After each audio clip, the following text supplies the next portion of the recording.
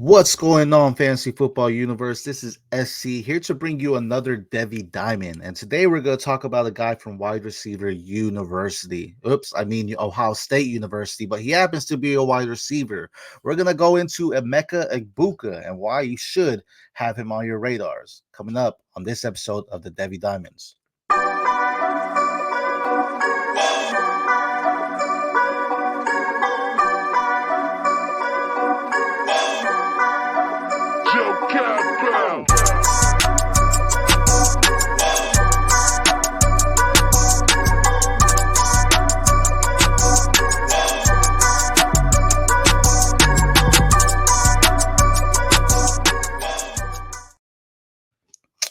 So as I mentioned, wide receiver university. Now that university can be discussed or debated depending on who you are. Some people say it's LSU, some people say it's Ohio State. For this Devy Diamond, we're going to say it's Ohio State because we're going to be talking about one of their wide receivers in Emeka Egbuka. Now, a little bit about Emeka Egbuka, he's no stranger to competition. During this freshman season, he was in the wide receiver room with Jackson Smith-Njigba, now in the Seattle Seahawks, Garrett Wilson, now the New York Jets, and Chris Olave, now on the New Orleans Saints. Last season, he was with, or the last two seasons, I should say, Marvin Harrison Jr. is that competition. This season, you have a new guy in the highly scouted, highly rated wide receiver in Jeremiah Smith coming into the fold there. He is no stranger to competition. He's an athlete though, regardless. Even with this heavy competition on the field, he still shines. He still gives you great upside. His best season actually came opposite of Marvin Harrison Jr. in 2022 when he had 1,151 receiving yards and 10 touchdowns. He did this on 74 receptions with 105 targets. Now, he was overshadowed, I guess, slightly because Marvin Harrison Jr. was there. Marvin Harrison Jr. did have a slightly better season than him. And then last season, through 10 games, he didn't do as much. He was battling through an ankle injury, and he had 63 targets, only caught 41 receptions, 515 yards, and 4 touchdowns. So kind of, sort of, for the average looker, maybe he slipped down in rankings or whatever, but don't do that because he could have came out this past year, and had he would have been the wide receiver 4, at least for me, and he would have been in consensus or in talks, not consensus, my own consensus, I guess you can say. He would have been in talks to be the wide receiver 3 ahead of Rome Odunze. That's how good he is, and he just understands what he needs to do. This guy is a technician when it comes to running. He runs very smooth and effectively when he's creating that separation, when he's getting in and out of his cuts. He knows how to do that like a pro already. He has great speed. He has some nice acceleration off the line and after the catch. He not only when he starts that 0 to 60, but even after the catch to make some good yards after that as well. He knows how to do that effectively. And why he'll see the field quickly or immediately once he gets into that next level is he's actually a really good blocker as well. He knows how to control his blocks and create those lanes down the field for the running backs as well, or even just to control the block if the quarterback needs to get out a little bit and make sure the defensive back isn't getting anywhere near that. He has some good size and he has great IQ. In high school, he also played cornerback, so he has that dual threat mentality in the sense of he has an understanding of what the defensive backs need to do to contain the wide receivers, and he takes advantage of that to open up his whole zone coverage and understanding what he needs to do, how to find those open zones, how to find those soft spots in the defense.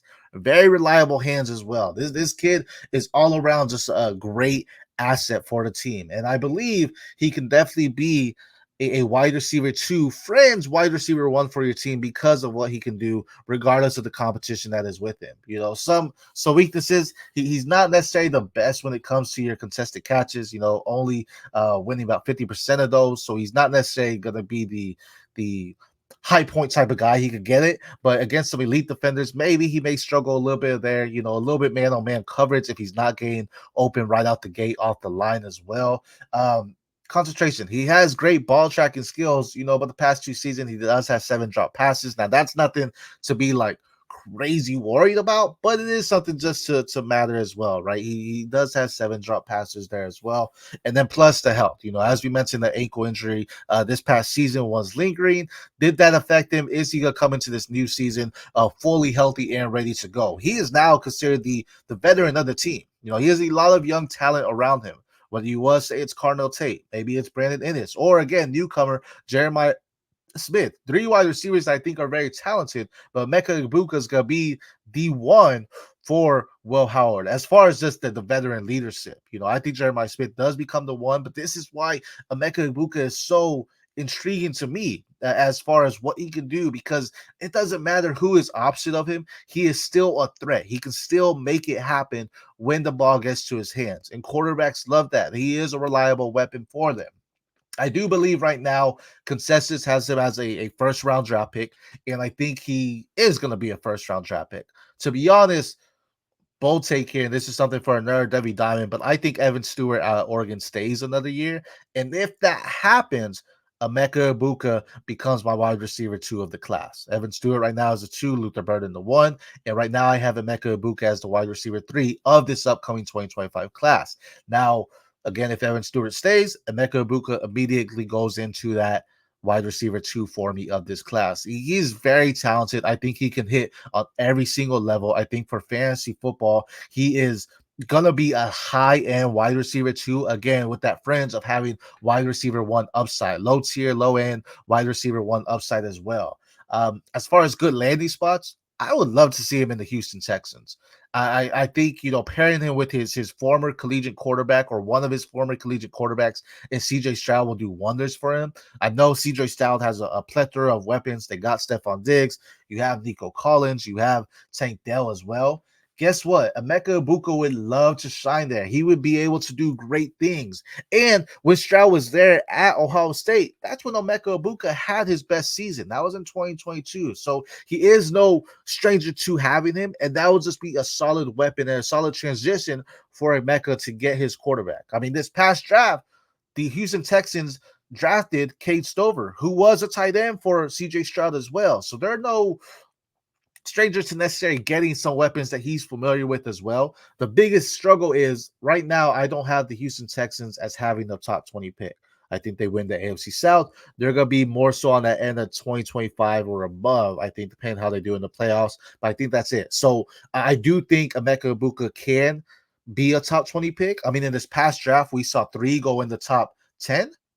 And then we saw the next one go 23 overall. That was Brian Thomas Jr. So does that happen again? I think Luther Burden right now is the safest one to be a top 10 pick in this NFL draft. And then we're going to talk about, the Evan Stewarts or even the Emeka Egbukas. I think they're top 20 picks, but we'll see what happens. But with that being said, if the Texans win the AFC South, they're going to need to trade up or hope and pray that Emeka Egbuka slides them in their picks, which I don't think he gets past number 20, regardless of who it is there. I would love to see him there. Again, I just think he's going to be a very talented prospect when it comes to the NFL level. And right now, again, he's a top 3 wide receiver of this class. And I think he's going to shine there again, regardless of what Jeremiah Smith does for the Ohio State Buckeyes. I think Emeka Egbuka is going to have a very talented season, similar to what he did in 2022. Again, this is assuming he comes back out of camp into the season fully healthy, fully recovered from this ankle injury, and the sky's the limit for him.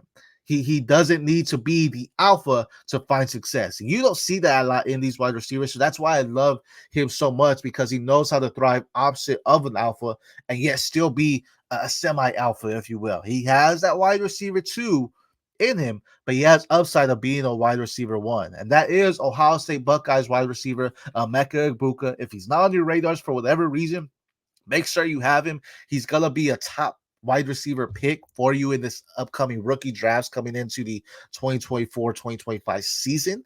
I think that's just a very good prospect, and he should be someone that you have. He's gonna go top 10 in your rookie drafts next year. Go ahead and book that. I guarantee it. That's all I have for the Devy Diamonds today. Again, I am your host, SC Romero, bringing you different Devy Diamonds, different prospects you should be watching out for. Emeka Egbuka should be on the radars for you, especially if you need those wide receivers.